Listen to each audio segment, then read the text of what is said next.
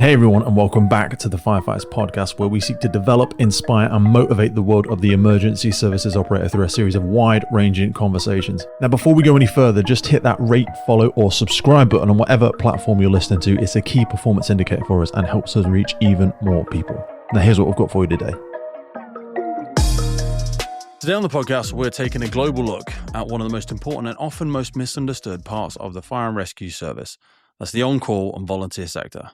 Across the world, communities rely on firefighters who are balancing emergency response and full-time jobs, family life, employers, training, health, well-being, and everything else modern life throws at them. The pager might sit with one person, but the commitment is often carried by the whole family, a workplace as well, and a community. To explore the conversation today, I'm joined by, first we have Dr. Brittany Hollerbach. She is an associate scientist and deputy director at the Center of Fire, Rescue, and EMS Health Research in the United States, with a background as a former firefighter herself and a strong focus on firefighter health, training, research, and retention. Next, we have Dr. Emelie Lantz. She's a researcher and on-call firefighter based in rural Sweden, whose work looks closely at the on-call firefighters, their families, their employers, and the realities of rural community response. Thirdly, we have returning guest Dr. Stephen Sadler, is a UK on-call firefighter research and strategic consultant whose work has been very influential in the UK on-call and retained sector, and his focus is on improving on-call availability, recruitment, skills, and long-term sustainability through evidence-led practice. This is a wide-ranging conversation about people, systems, culture, family, leadership, and whether we are truly building an on-call model fit for today's fire and rescue. I'll see you on the other side. So Brittany, I feel like we talk about recruitment and retention sometimes maybe too much because it's easier than admitting we've actually designed a system that people realistically can't stay in through different chapters of their life. Does that feel like it's too much on the nose, or from where you are in the US, do you think the system is fit for that? I feel a bit as if you're inside my head or my research because Okay. I have to agree. I think the fire service has outgrown the fire service. And for so long, the fire service didn't need to promote itself. People came because it was exciting and because it was giving back to the community. And somehow over time, our downtime has been filled with everything. And we have technology at our fingertips and there's constantly your phone. And so it's not that people didn't always have priorities. It's just that those priorities have shifted and have grown exponentially. And so all of a sudden, you're right, we're working in kind of an antiquated system. And I think the fire service, for some benefits, is such a traditional institute in the respect. What do they say? It's 200 years of tradition unimpeded by progress. By progress, yes. Yes. So bless its heart, there's some things that's so great that it is tradition and people find honor and camaraderie and all the wonderful things about the fire service. Tradition is good there, but then also it's not good when you're not changing and not moving on. You're not realizing that, oh my gosh, now I actually have to recruit for this job and I have to explain the benefits of the fire service. And we also know more about the detriments, right? The dangers of the fire service. And it's no longer just a physically dangerous job, but there's mental health dangers and there could be reproductive implications of being in the fire service. And we know more about cancer risk. And so, yes, people may be more reticent to join. So you have to meet them halfway and give them education about how we continue to keep people safe. So yeah, 100%. Presumptive element of just doing the right thing, or don't you want to help your community? Brittany, don't you think it's the right thing to do? I get you might get paid more on Wall Street, but doesn't this feel like a valuable thing of service for you to give your time to? Like you say, when that becomes that's not gone, but has now become balanced against the toxicology elements that you'll be exposing yourself to, the work-life balance, the mental health aspect, the fact that your entire family is now joining the services rather than just you in isolation. And also people's worlds have expanded since the insight of social media. I never knew what Steve from Australia was doing with his downtime and the fact that he was living his best life, or so it seemed on social media. And now the prospect of living and working locally and that community mindset, you see it in how much people do or don't know their neighbors. anymore is a very simple example. You know what I mean? You used to have barbecues just across the fence, or, you know, if your kids came home from school, they would pop round next door if you weren't in and have tea there. That society is very much shifted, and it feels like we haven't kept pace with those elements. I mean, for yourself, Emelie, when we think, if we zoom in on that family aspect, well, for one moment, when someone leaves after 3 years, and you know what is usually the thing that's failed? Is it, you know, is it the person? Is it the culture? Is it the training model? Or is it the way that the organization is failing to realize the shifting chapters of that person's life, maybe?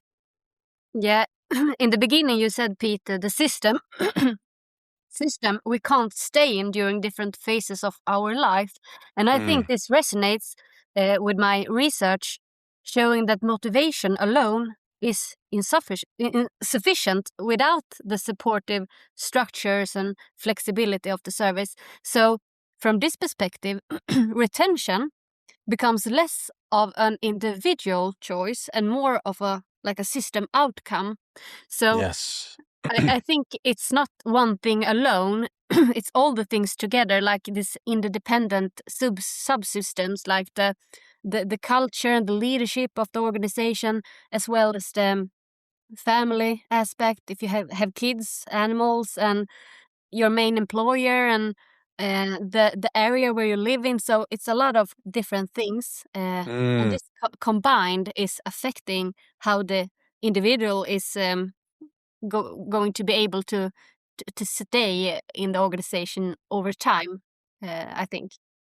It's like firefighting is complicated. Firefighters and organizations are complex because there's so many people, human-related, interconnective elements. I mean, Steve, was it when we were speaking not so long ago, when, as one simple example, you know, alluding to or as complementary to Emelie's point, the difference in maternity and paternity? Were you giving an example of that to me recently? Was that there's some differences in the amount of time people are given off? Maybe Emelie and Brittany, you might be able to give insight to this as well.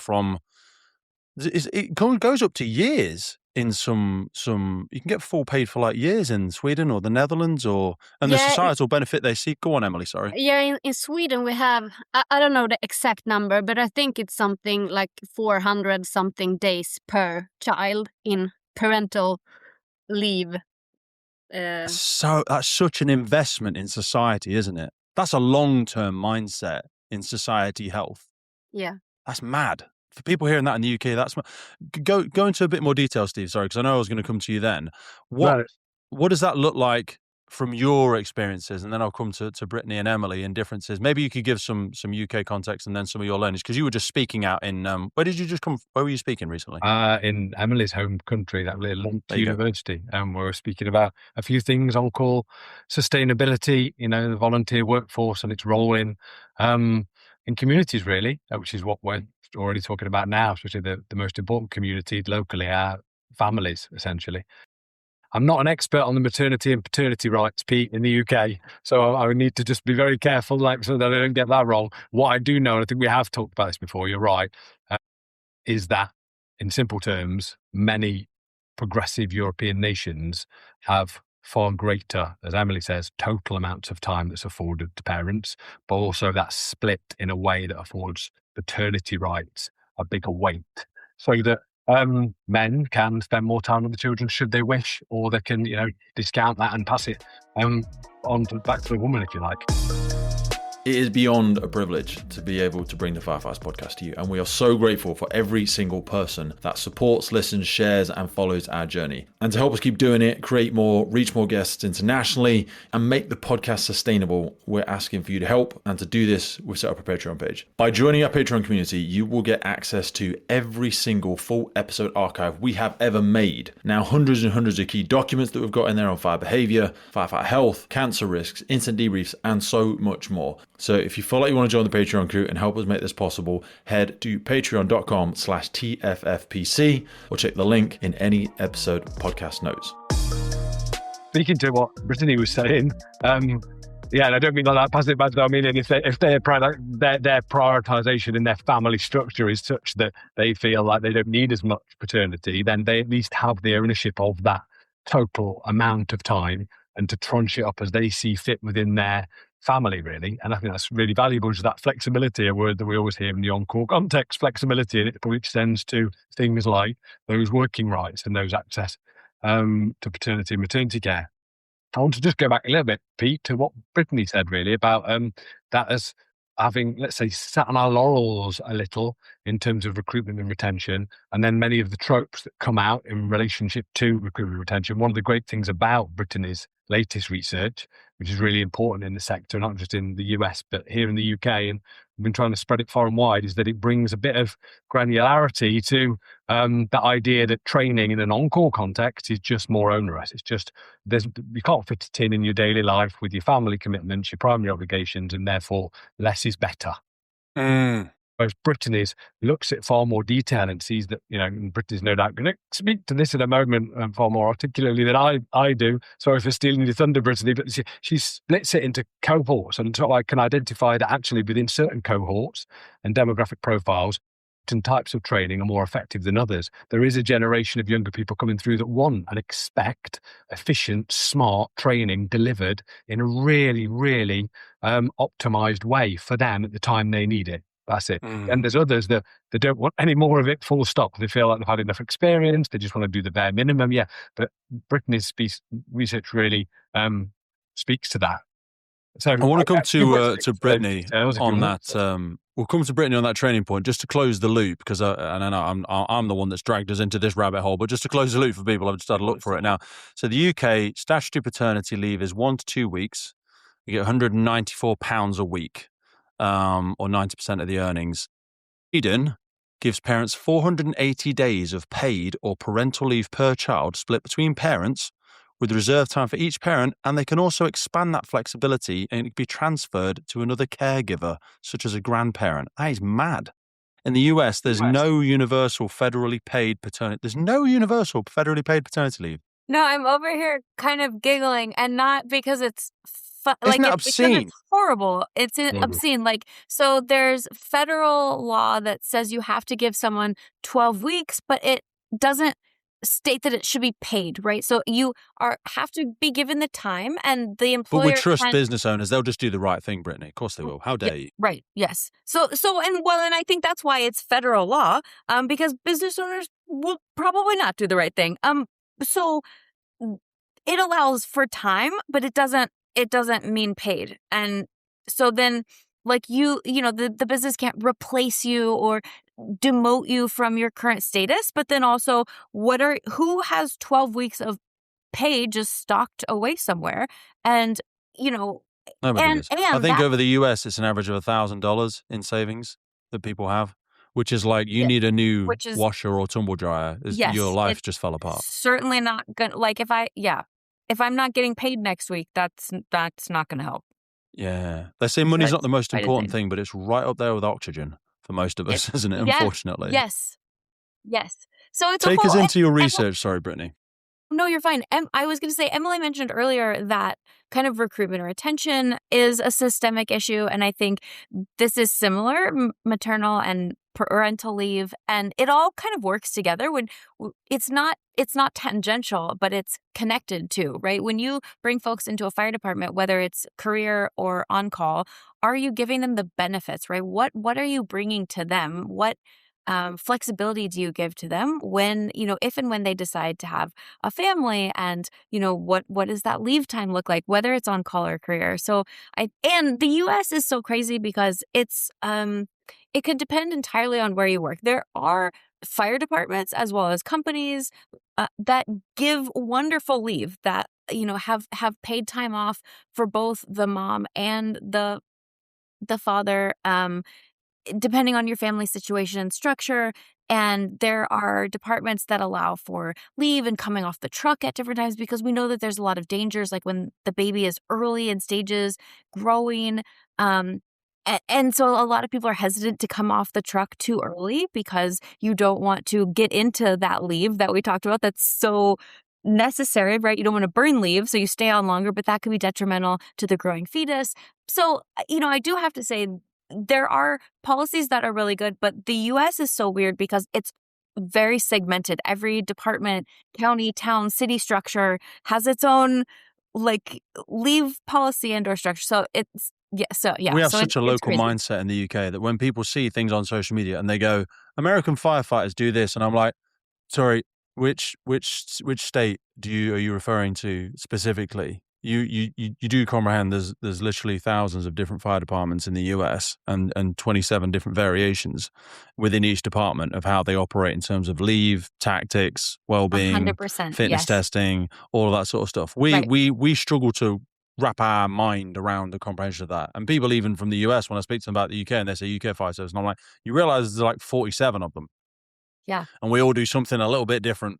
Yes. Even in our tiny little corner of the world. But didn't you with him? You just spoke to that with Justin from Kansas. I think you're home. Yeah, Justin, he was wonderful. Kansas. Oh man, such an incredible guy. The leather guy, the leather helmet guy, man, that was a great conversation. That was a really open, vulnerable, another one of your great ones, Pete. Really. Stop telling me people listen to it. It makes me paranoid. Brittany, you spoke to that, didn't you? This is embarrassing.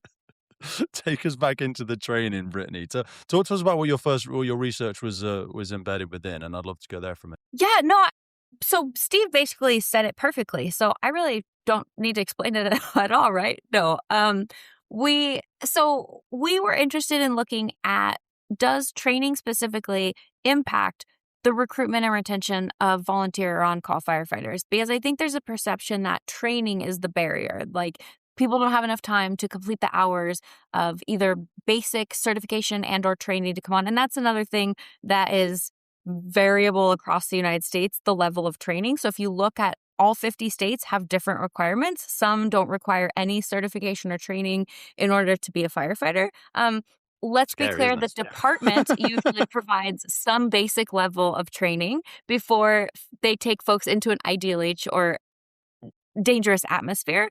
But yeah, it's totally variable. So with that in mind, I do have to say, we went into it thinking, well, yeah, people are going to say that it's time and the training's a barrier. And as we really dug into it, Steve mentioned people want the train. Like, I think we can all recognize that the fire service needs training. Like, nobody wants to be thrown onto a fire ground and be like, okay, so go fight the fire, right? We can recognize that there's danger involved and that there is a certain amount of training that you need to operate appropriately in full PPE. Like, no one puts on a pair of bunker pants and boots is like, yeah, cool, I'm ready to go. No, it's awkward and it takes training and you have to learn how to walk and climb stairs and carry equipment and you have to learn what your equipment is. Our trucks are full of wonderful equipment, but that is not necessarily common use. So most people couldn't walk in and understand what... I think we've given greater insight into that in the last 20 years. I think historically, because of it coming from insurance companies and the bucket brigades, it did seem an element of put the wet stuff on the hot stuff, and there is a simplicity to it. We always understood that doctors and paramedics, there was a tremendous amount of complexity, and we did want a significant amount of training before you start inserting sharp objects into my body.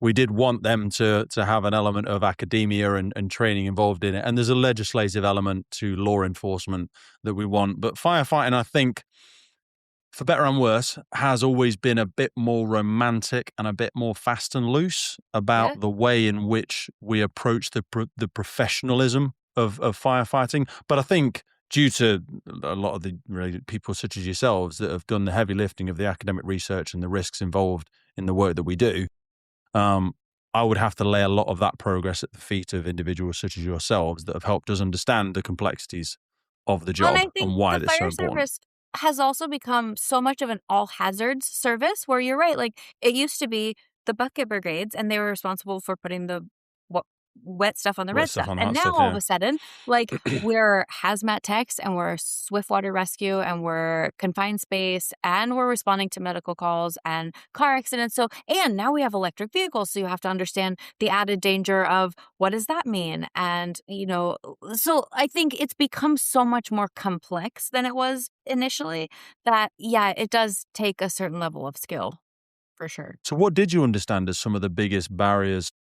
So if I speak from a UK perspective, and maybe Steve could give some insight to this, historically, we'd built on-call and or retained systems around the employers to make it sustainable for the individuals. What that could lead to at times is people doing a little bit of training and then not doing any for 4 months, and then the next course, or you can't make that date, or you haven't got enough annual leave from your employer, so we'll put you on next year's cohort. And it could take 2 or 3 years for an individual to then begin to integrate themselves operationally to a station. And some people, because their life will then change over that 2-year period, may no longer be able to do it, or have the enthusiasm to do it, or they've run out of steam, or the employer has run out of patience with it. What did you understand to be some of the barriers in training? And in your opinion, do you think there is still a 2-tier system in the way that we treat on-call and or volunteer services?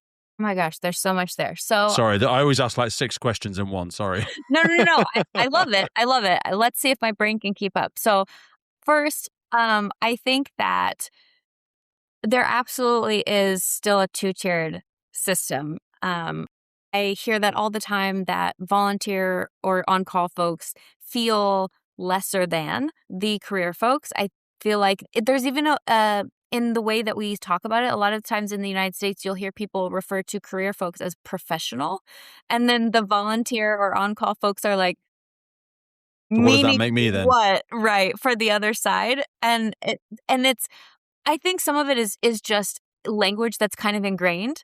But some of it is a slight dig, and they don't, it's the fire service. Like, they don't really think about the implications of that. And it's even harder. And so there are some organizations. Just banter, Brittany. I don't mean it. Yeah, it's exactly. They don't mean it. It's just banter. It's fine.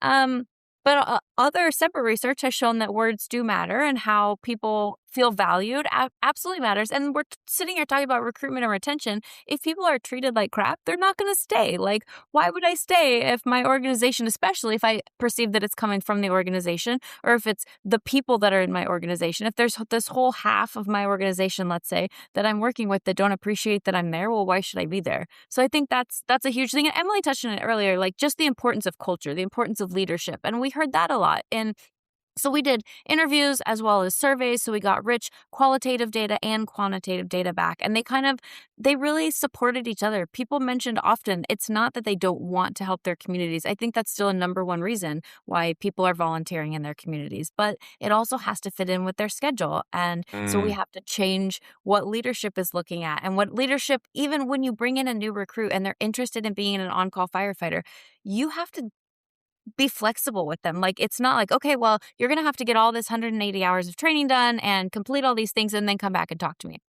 That person's going to walk out and be like, no, I'm good. Sustainable. Yeah. It's not sustainable. Is there an element, Emelie, when we talk about the way leaders look at on-call firefighters, and when we talk about them balancing this family life, as we've spoken about there, are we being honest that the family is often carrying part of the operational burden, even though they're never formally signed up to the service? And what does good support for families actually look like in practical terms? Not just saying thank you, but making the role sustainable at home? I don't think the fire and rescue service leadership really knows what an impact this work has on the family. And I don't think the family knows what they are getting into when signing up for this. Today's episode is proudly supported by PBI. For over 40 years, PBI has been trusted and proven in the fire service, protecting what matters most, firefighters. PBI develops high-performance protective fabrics designed for the realities of the fire ground, with a focus on flame resistance, low thermal conductivity, break-open protection, durability, and comfort. Because when conditions change quickly, your PPE has to do more than just look the part.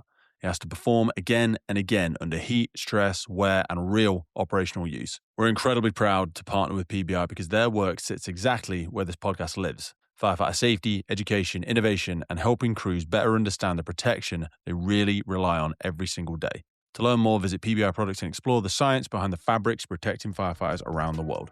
Let's get back to the show. So it's a little bit of shock, I think, for most families. And I think the fire rescue service should try to alleviate these difficulties,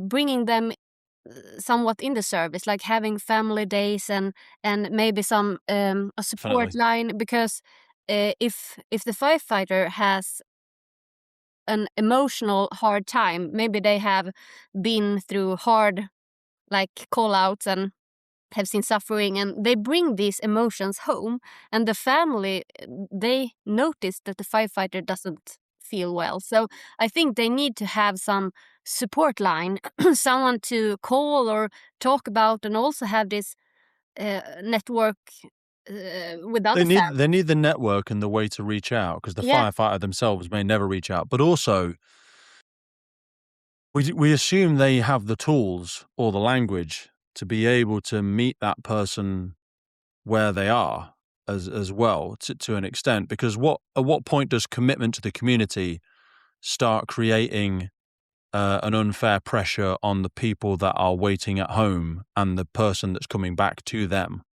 Do you know what I mean? Yeah, I was thinking about that. I mean, the family is also being disturbed by the call, maybe waking up in the middle of the night, and this disappointment. It was when I interviewed family members to firefighters, it was a lot about the disappointment. Oh, there he goes off again, and I'm here all alone with all the chores and the kids and the kids' disappointment. So it is a burden for the family. But they also they also feel that they are serving the community by making this possible. They feel that they are doing something for the community as well. But it is hard. It's I appreciate that sometimes that good feeling is enough for people, but we've had conversations before, Steve, and I apologize if I'm dragging this out of your memory, but when we look at remuneration as one example, because there's many motivating factors as to why people act in service roles.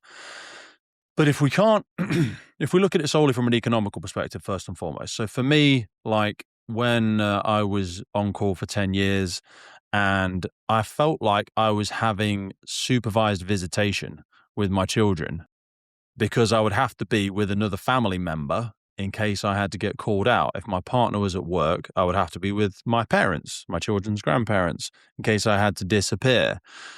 Or I would have to get childcare. And if we can't pay people more, and this is only one, I'm getting into solution firefighter mode, I apologize, but like coming at it from an economical standpoint, even for volunteers, you could give the family some support in free childcare, and there may already be people doing this. I'm sure I'm speaking into, you have lots more answers in your collective minds. Do you think we explore enough ways in how we can acknowledge those family members, even as small as, like Emelie said, bringing them in on, because in the UK, we don't do pass out parades for on-call firefighters, where we don't bring the families in traditionally to share in those moments of acknowledgement where the family can meet the wider service. And as Emelie alludes to there, that would be their opportunity to go, hey, your wife Jessica's joined as a firefighter. By the way, at times, Jessica may act differently, feel differently. She may experience an incident in the middle of the night. And when she returns to you, if you feel like something's not quite right, this is who you could reach out to for support. You could raise the flag on her behalf or his behalf. Do you know what I mean? And another practical thing could also be like, if it's possible, to the families that only have one car, for example, if the firefighters is going to need the car to be able to drive to the fire station, then the family is left without any transportation maybe at all. So maybe the fire and rescue service could, like, I don't know, but help with free Ubers. Yeah, or they or can have taxis, they can have access to transport or free bus pass or anything. Anything, just to like, we are seeing you, we are trying to help you in some way. Yeah. Good. There's lots of ways to reverse engineer that economical impact, isn't there? Sorry, go on, Steve. And the UK, it has got better, I think, at acknowledging the role of the primary employer, acknowledging the role of the family. The latest NFCC research, all 280 pages of it, it just cites it repeatedly. Actually, it refers to Leicestershire Fire and Rescue Services On-Call Charter Awards as a good practice example of recognising primary employers and businesses' role. That family, just to touch on the point about the cars, also from a contaminants perspective, offering something like a car would be really valuable, because that's one of my more recent sort of in my head preoccupations when I think about turning out. Ever since hearing John Lord speak at Seafeller, and it just made me think, oh God, man, I've had 50. When I carry my kit back from a cover and then I'm coming home in the morning after a night shift and then coming straight home, chucking my stuff in the garage, my daughter gets in the car and she goes, oh, Daddy, did you have a job last night? It stinks. And I'm like, oh yeah, we'll open the windows, baby. Yeah, I went to this or I went to that. And as much as we romanticize that and go, oh, she knows that Daddy's been busy, he's not just been in bed all night. Why can she smell it? It's like, yeah, it's because I'm a terrible slowly poisoning my child. Yes, yeah. Really, without seeming too provocative. Mm-hmm. Yeah. That is basically what I'm doing. Yeah. It's a tragic. And people can say, oh, we shouldn't do that, Pete. Okay. Help me understand the different solution. Well, we did give you this or we did give you that. Okay, so I could have gone and got a different vehicle, but you weren't going to pay me overtime to go and pick up that other vehicle from the other station another hour before I needed to go. And that would have also been another hour I wasn't with my family the night before. There's no solutions, only trade-offs. I appreciate some of this has to come from the individual. It is a choice to be a firefighter. You don't have to be. But there's a balance to be had somewhere here, isn't there? But to Emelie's point, it's not always a choice that the families of firefighters are always fully aware of, because the firefighter themselves isn't fully aware of it, which is why, when we spoke before, we talked about the expectation when people first join a service, and that should include this number of incidents, this exposure to contaminants, this real impact on your family life in this way, even some quick mentoring, speak to one of the firefighters who's got 2 kids also, or no kids, or what's their home life, how is it impacting them, so they know. Because we have, clearly, Emelie's speaking to it now, and you've been on call watch manager for 10 years. You've been one of those leaders who's trying to juggle that, like being empathetic to the workforce, the mandates and the edicts of the service, the empathy to actually lead with an understanding first that the goodwill we're talking about, which leads to good availability, is also goodwill stemming from the family, from the friends, from the primary employer. So you get that. But to full circle it back to Brittany's training element, you also, as a watch manager, need to be a great trainer, a great planner of training. Like you have to. Years ago, I stood up and as when I was speaking at the On-Call conference in Shropshire, I give a round of applause to all our watch managers in Shropshire, right? Because still to this day, I think, and this is not me just blowing smoke your way, Pete, I genuinely think as a rank within the fire service, especially somebody who's doing it it's the hardest job. It's unbelievable. From a strategic workforce planner, there's the watch planners out there on like tractors around here now who are like one-hand strategic workforce planning an on-call firefighting workforce with skills, incident, who's on today, who's off tomorrow, what am I managing 20+ relationships. Man, like they're amazing. They're amazing. And then they have to be, to, let's say, full circle it to Brittany, these people who then go, all right, so tonight we're going to create this really inspirational, bespoke drill night that meets the needs of this cohort, which is demographically disparate and it has different expectations, but we've got to meet this brief, and oh no, there's a PowerPoint and an exercise and all at different levels of development, all with an absolute cocktail of neurodivergence, because that's probably the reason that they joined the on-call sector. You know what I mean? So Brittany, like, just to pull on the thread of that word instructor, my missus is a teacher in a secondary school and my sister is a head teacher in a primary school. I have regular conversations with them about adult education and or the concept of teaching and pedagogy versus historically the instructor mindset of, I'll just say it louder and you'll probably get it at some point.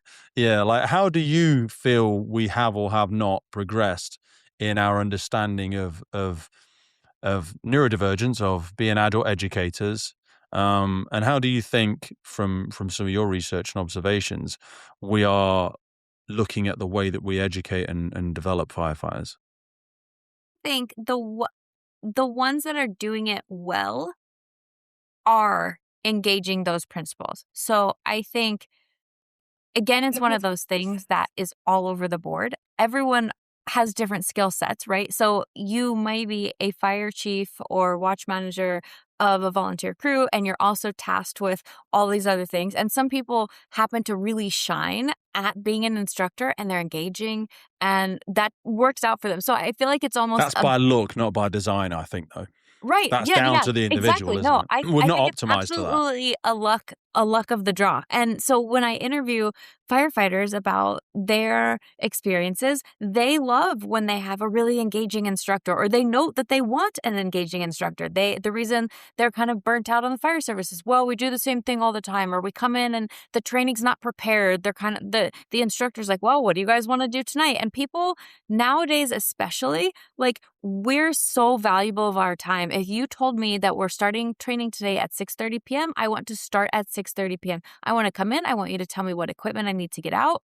The PowerPoint should be ready to go. Like, if we're going to the drill ground, that should all be set up and ready to go. People are like fast and efficient. And I think there are some instructors that do that naturally, and they kind of have that ability to think through a process and think through a training, and or they are able to lean on perhaps other people. I've heard a lot of volunteer and on-call folks lean on their career counterparts to come out and be a guest speaker, be a guest trainer, shameless plug. We those.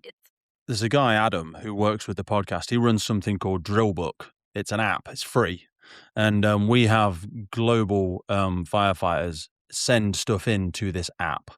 And it's basically just loads of drills, loads of combination. Tells you exactly the equipment you need, tells you how long. There is literally no way to pay for anything on the app. It is zero payment. I don't know what Adam is actually doing it for. Adam's actually an on-call firefighter, and he works for another large tech company. And he sets up factories all around the world. So I think it is just a passion project for him, because we don't sell anything, so you can't. That is amazing. Anyone listening to this, download this app and use that. Yeah, we'll find it. I'll get Adam. I'll get the link. It's such a need.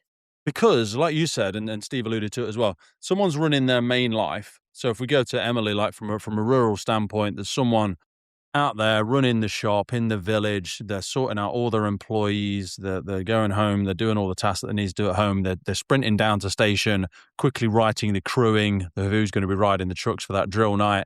And then they stand on parade, as you alluded to, Brittany, and they go, right, what does everybody want to do tonight? I mean, John, are you still working on your development? So you want to do BA and someone wants to do some pumping, right? Everybody go and get a coffee. I'm just going to have a think. And then I tell you what, we'll do ladders and pumps down at the river. Same one we did last week. Yeah, but it's going to be slightly different. Same one we did the last 12 weeks before it. And it's just that plug and play to go. You can filter into it, like, how many people have I got? And then there'll be a bunch of different drills that you can do. You just pick BA or trauma or ladders or water rescue. And we have a big caveat written on there. These are not aligned to your service procedures. These are just ideas. It's just creative insight, and they can all be done safely. But I think that's one way of going about it. But again, these are all just tools. It comes down to the individual, and having that sort of passion and curiosity to find stuff like this. MSA are supporting us on today's podcast, and I chose to partner with them because I've been wearing this stuff for nearly 20 years, and they are the global leader in development, manufacture, and supply of incredible safe products that really protect people, not just our communities out there, but also first responders, most importantly, all over the world. Get yourself over to MSA and have a look at it. The high performance protective clothing for emergency services responders. They also partner with us on the UK Pink Firefighters. That's because we love them. The helmets with the reflective visor, the F1XF, absolutely epic helmet. And not forgetting how they improve firefighter safety through their connectivity in the connected firefighter platform. MSA are always pushing the envelope, and it's a real privilege to be able to continue to grow our partnership together. So whether it's your PPE, your bunker gear, your helmets, your SCBA, your thermal imaging, your Luna, or your portable gas detection, both of us know that this equipment needs to work. It needs to be high quality, reliable, and dependable in the moment. And that's why I use MSA, because they know what's at stake. I mean, Emelie, from your insights, when we look at those rural environments, do you think when we set up professional fire services, or we have the professional / career side of the fire service, a lot of them obviously happen in busier cities. What do you think are some of the worst ways that we fail to recognize the challenges faced by more hands-on rural lifestyle firefighting? Yeah, in the rural areas, we don't have access maybe to a grocery store. You can't maybe even go get your groceries when you are on call, for example. While in a bigger city, you have your gym, your friends, your maybe your grandparents are near, so you can get some help with the kids. So when you live in a rural area, it's you don't have all these things. So being on call is more difficult because you don't, maybe you are not able to go pick up the kids from school or go shopping or whatever. Yeah. Everything geographically is more challenging, isn't it? Yeah, exactly. So within this area, if you need to be answering the call within 5 minutes, maybe from the fire station, and within these 5 minutes, all you have is like trees, forest. You don't have anything in the rural area that you can do. So you can be at home maybe and at work, but you can't do anything else. So in some cases, so. I mean, I live in a rural area. We have at least, I can go to the gym at the station. I can go to the grocery store and buy some milk. I can pick up the kids from the school. But that's it. I don't have anything else within this radius. Yeah. Steve, do you think, because when we look at those rural areas, the primary employer plays such a role in sustaining that. Do you think primary employers get enough recognition for effectively subsidizing public safety, which is what they're doing? You know, loss of work time, business disruption, goodwill, and the employers' fatigue. You know, whether services should offer some clearer benefits or recognition or incentives for employers. Yeah, it's something that's talked about repeatedly, isn't it? You've heard, like Bleepy for years and years and years, that be a part of that overall conversation about how we can support, certainly, not just recruitment, but retention and on-call stations, local communities. But it's to some extent also outside of the control of the fire and rescue service, the individual service, who, they can't make sure that those established businesses remain because they've got their own challenges to stay there. But one big part of the puzzle that's come out for the last 20 years from every review, and again in the latest research study, is that one thing we could do is give some national insurance and some tax dispensation to both the business and the individual, especially more and more as, tax has gone up and inflationary pressures and many people paying national insurance in their primary role and their secondary role that they're getting paid for, albeit sometimes fairly nominal. That is something that we could do, but it's that political leverage to make that change. And then it's getting that awareness elevated to the right people to have that conversation, to get that sort of policy, introduced. It's a really hard conversation to get, for leaders with those politicians. But underpinning it is this awareness of on-call that is just still not there, despite like you talking about it, despite me having banged that drum for 10 years and continuing to do so like here and now.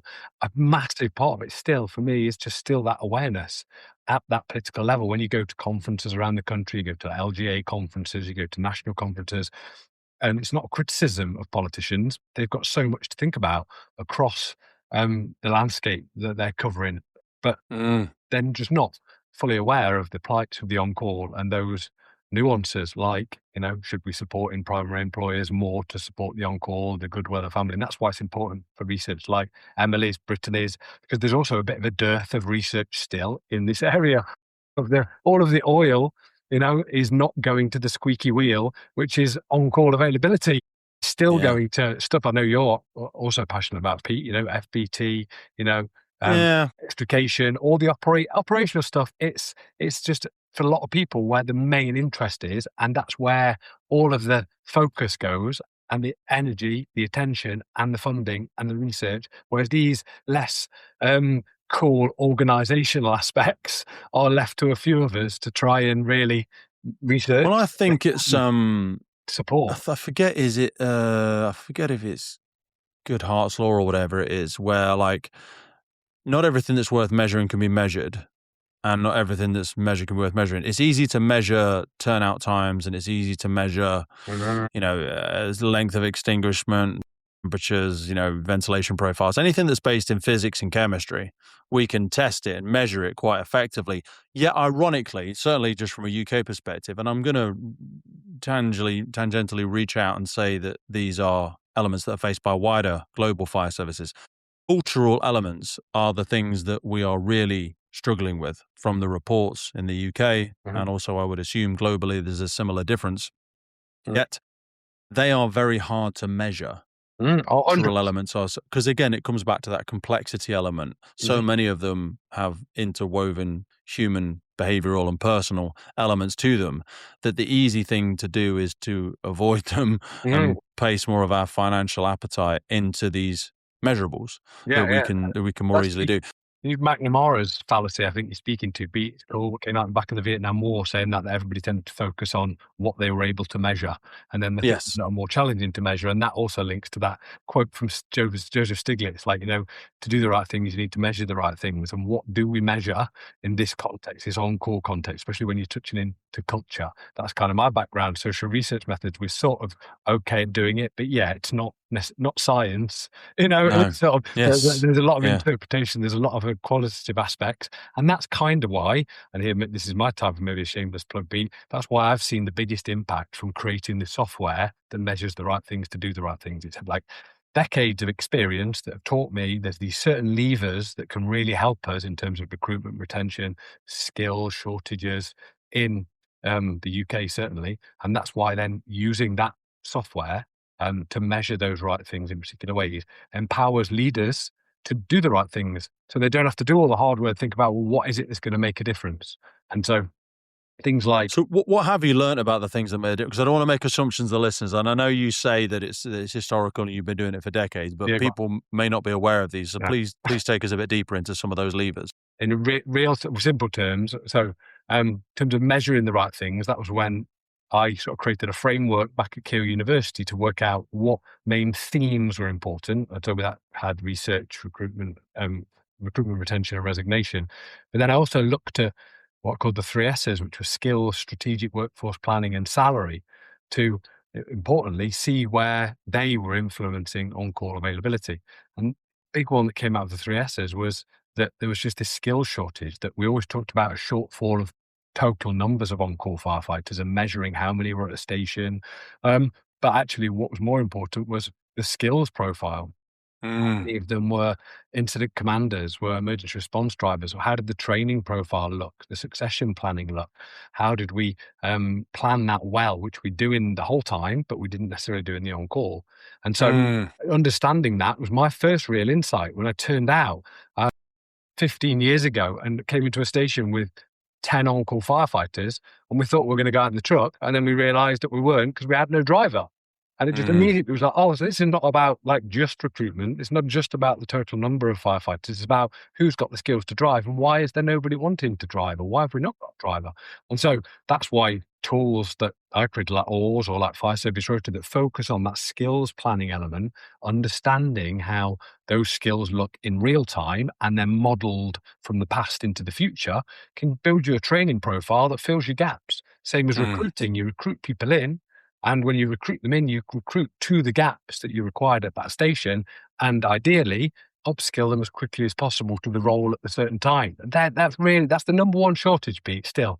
On that point, could I ask a very, very direct question, both to Emelie and Brittany, about drivers in Sweden, in America? Are drivers paid more to be a driver in the fire service there?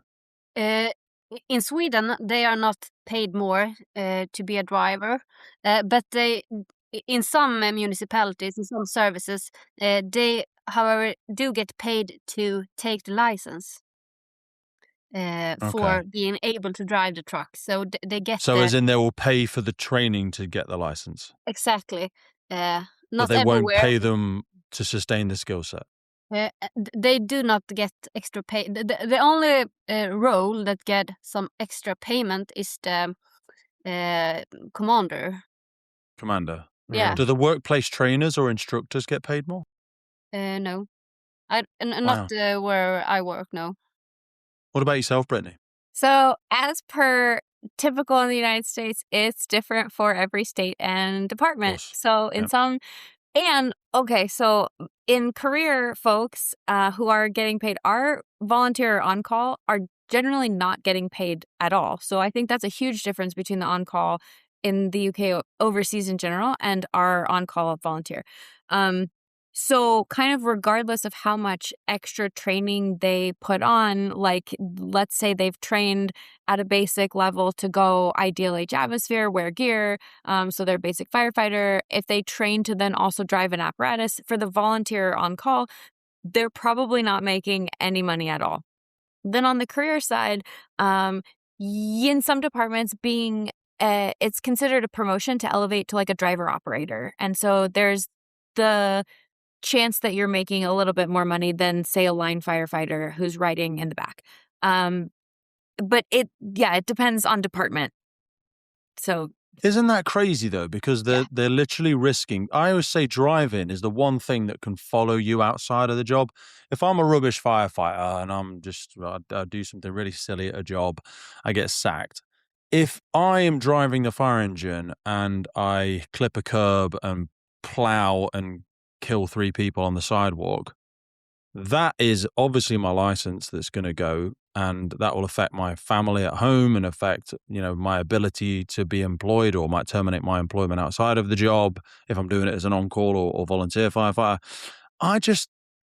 There's 2 sides to me. I drove for about 12 years until I went through promotion, and watch commanders in my organization don't drive unless you're in training school. I drove for a little bit again in training school. But we don't pay our drivers anymore. On one side of me goes, well, you know what? Everyone will probably want to drive anyway because it's fun and it's a cool thing to do. Hey, driving a fire engine, you wanted to do that since you were a kid. But actually, we're seeing a growing level of people in the next generation who might not even get a license in their private life. There's people in their 30s just don't see the point when public transport might be better in their part of the world. They get a train, they can get an Uber. So not only do they not want to drive a fire engine, they're not that bothered about driving at all. So one side of me just goes, maybe we should all throw our tickets in and just go, you know what, none of us want to drive. You solve it. Because that, and as belligerent and horrible as that might sound, it would then force a change.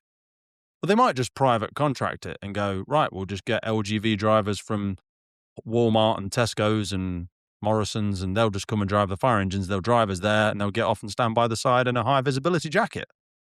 But we just, because the people that are forced to drive now, and we'll get off this very minute point in a minute, but I'm like, back to your point on skill set, Steve, we're not really incentivizing people to do that beyond, well, wouldn't it be a good thing to drive a fire engine?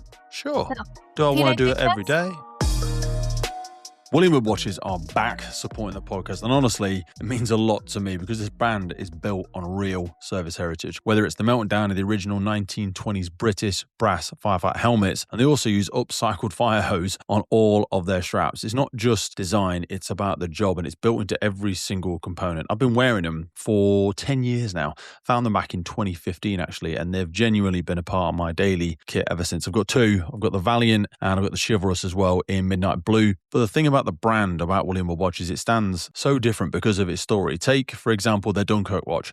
That's not just a timepiece. It's actually built to honour the Massey Shore fireboat. I'll be honest though, the one I've got my eye on this year is the Fearless. It's more of like a field watch on the station, on the watch. It's a smaller 39mm case, compact, rugged, just feels right for the job. So you can actually get 10% off a William Wood Watch by using code FFPodcast. If you want to be part of the history and you want to wear it on your wrist, jump in the notes, check out William Wood Watches. Let's get back to the show. I think that's such a huge point. And one of the things I ran into in some of my research with on-call and volunteer firefighters was the departments that are doing well are diversifying the skill set. So when a new person comes in and is interested in the fire service, let's ask them what they want. And that's like a novel concept, right? Usually someone comes in and you're like, okay, here's the job of firefighting and it requires this and this and this, and you have to get this training, you have to do this.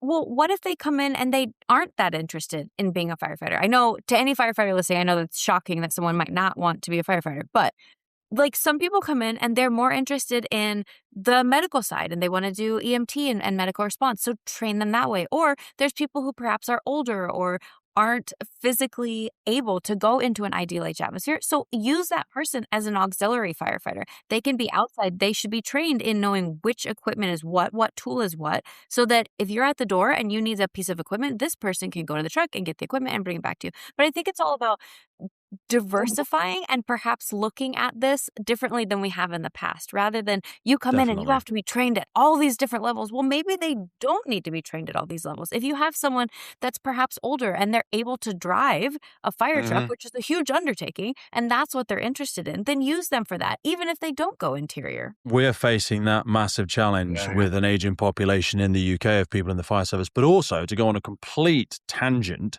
I had a conversation the other day with a lady called Dawn Whitaker and two other firefighters about dementia in the fire service and the research around the toxins that we expose ourselves to, the benzene and the metals and stuff like that, and how they're neurotoxic. And on the call with us, in that episode will go out in a few weeks, was a watch manager who was forced out of the job. And then there was a deputy assistant commissioner from London Fire Brigade who, because of his rank, and I apologise if I'm misremembering and I'm putting words in his mouth, I apologise, but he was, because of his qualifications and his rank, able to adopt a different role in the organisation that was not available to this other person who was just a watch manager. And even if we cycle that back, because there'll be many firefighters experiencing different health challenges throughout their life, but because we look at it in such a one-dimensional framework, we go, no, you can't go and be a hydrant technician or a community educator or a fire protection officer or whatever. Or maybe actually, you don't need to wear breathing apparatus anymore. Maybe you just do this. But we've shrunk our organizations down to such a skeleton crew that it doesn't enable that level of flexibility anymore. I just wanted to add something there, and to Brittany,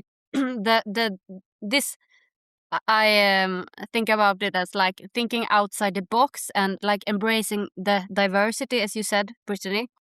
I think because we're talking about people and this complex system of people, I think to address these challenges and to address these cultural aspects, this requires bravery.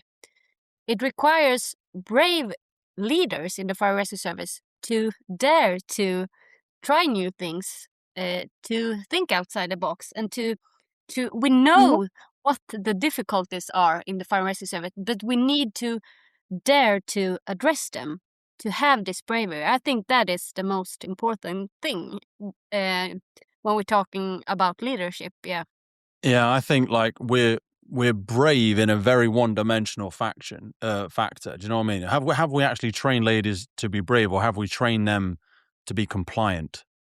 Because in many services, I think we teach people how to follow a process, how to manage risk, how to complete paperwork, avoid criticism. God, don't get criticized. Don't bring organizational embarrassment, to us. But we don't always teach them how to challenge outdated systems. I'm like, any manager can put in a new system, but it takes a real leader to stop doing something old. Exactly. And have difficult conversations to protect their people or make principled decisions, when the easy option is to just stay quiet and keep doing what we've always done. And that's our role, though, isn't it? I think, as the three researchers here today, Pete, that's certainly how I see my role.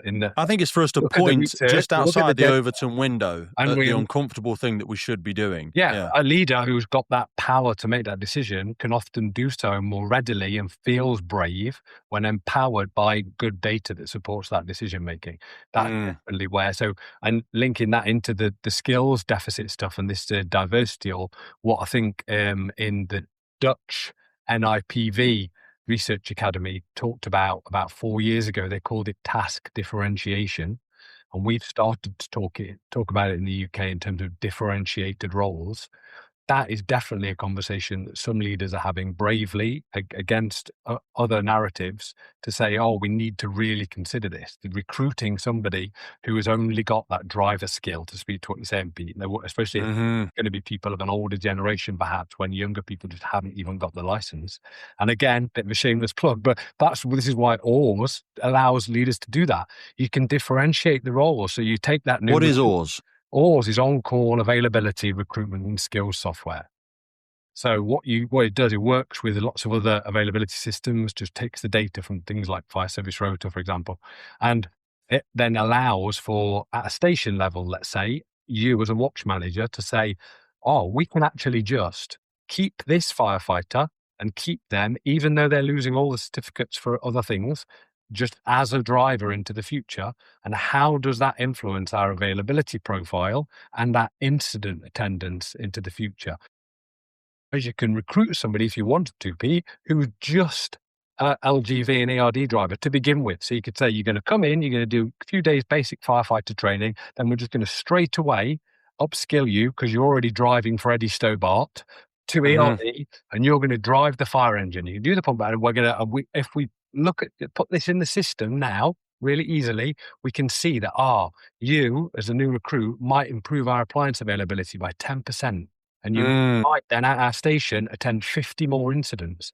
It can tell you that. So then you know the value of that individual coming in with a differentiated role, or a current employee losing a skill worth retaining. Is their total contribution to that fire station and that local community still invaluable because of just one of their skills and not all of them collectively? So we've got the data and the systems to inform those decisions. And then, like you say, brave leaders to go, so now the data says this, we kind of all knew this as a set intuitively, let's just go and do this. Let's accept whatever it takes. What was that to change to let Brad Pitt film? Was it Moneyball? Where he, where they look at baseball, where they look at people, they're like, we don't need another all-star. We need someone that can get from third to fourth, or we need someone that can do this.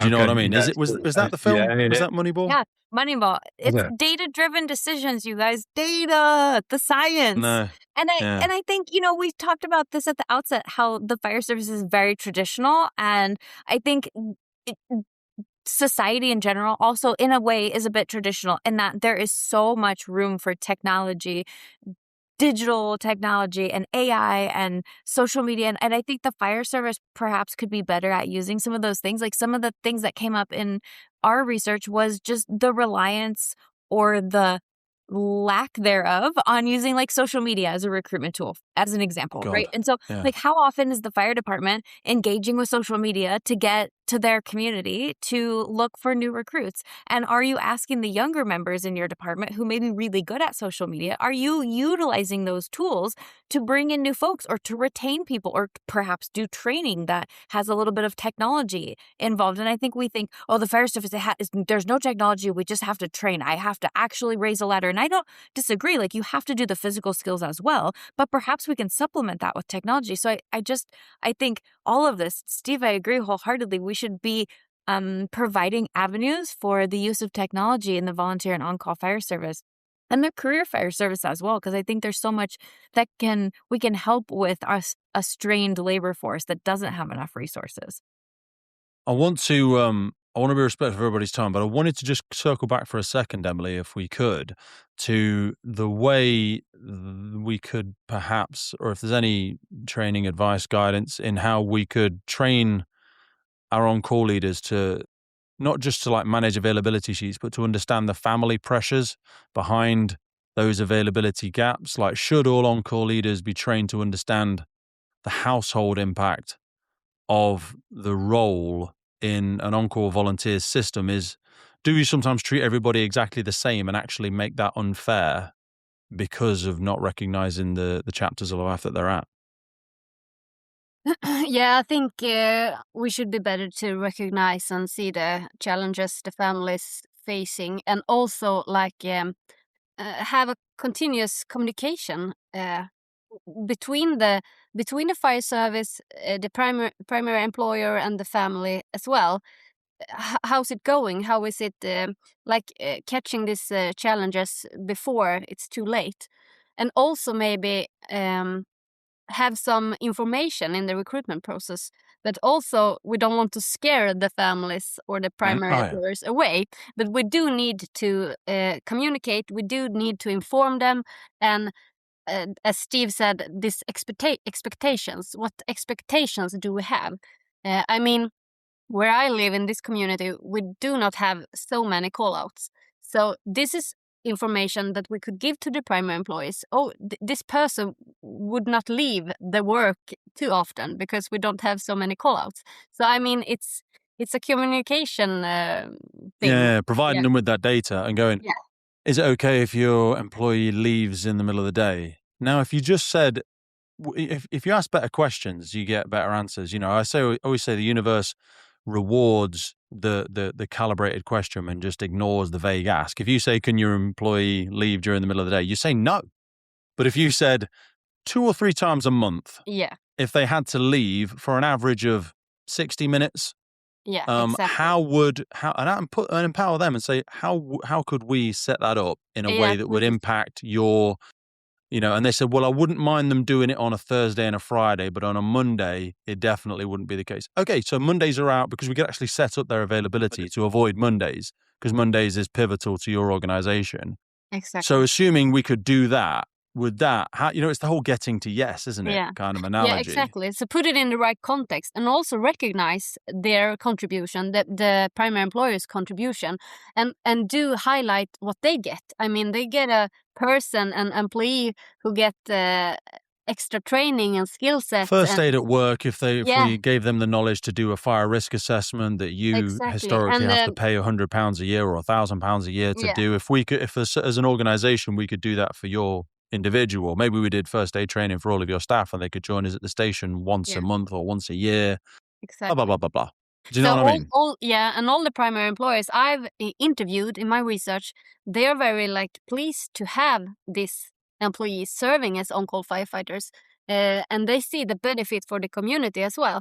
So they want to have them, but they also want to get information and to have these flexible schemes to make it work with the work, of course.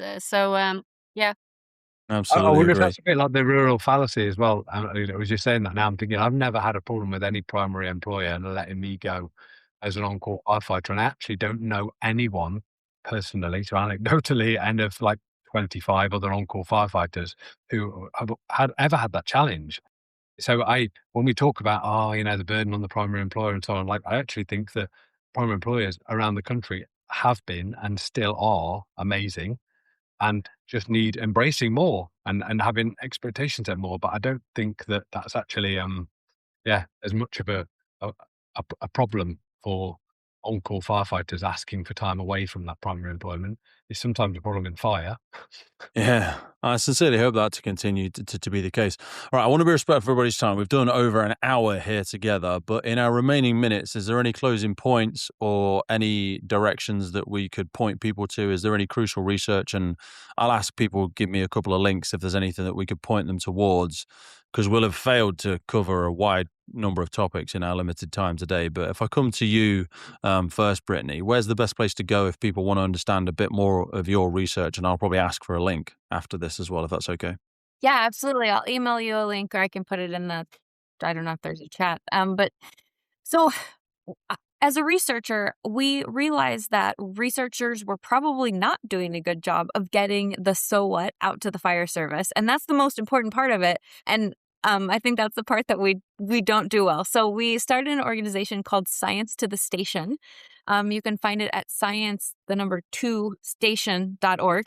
I'll send the link. But that is really where we try to break down the research, the papers, the things that's in black and white and it's pages long. And I have a wonderful graphic designer who does infographics and can break this down in a way that's meaningful. We also post reports, and there's access to a number of different scientists who specialize in different things, from cardiovascular disease to cancer. So it's kind of like a one-stop shop. I call it like the Google of the fire service, right? If there's something that you don't know, how often are we just searching Google for it? But I think Google can also return an astronomical amount of results. And so Science to the Station really brings it all to one spot. So it's kind of like your one-stop shop. You can find our different organizational partners and stuff there. So that's one of my key takeaways, is just that people are interested in the research. I love that the fire service is almost this kind of community of nerds, and they want to know more. So let's share that with them in the way that we can all understand and engage in that translation and dissemination of the research. Crowdsourcing knowledge. That's the way I think about this podcast as well. I'm like, I'll just try and find people far more intelligent and or passionate, usually both, than myself. And I'm just like, hey, look at this incredible person. Like, I'm not sure what it means, but we should all go and listen to Emelie or Brittany or, Steve. I'm just like, because I'll fail. When you repeat something, you always end up fumbling your way through it. And I'm terrible at trying to paraphrase people. I fumble my way through all the things. So I make networks of people way smarter than I am to help break it down. So I'm right there with you. If I come to yourself, Emelie, where's the best place people can go to understand a bit more about your work, please?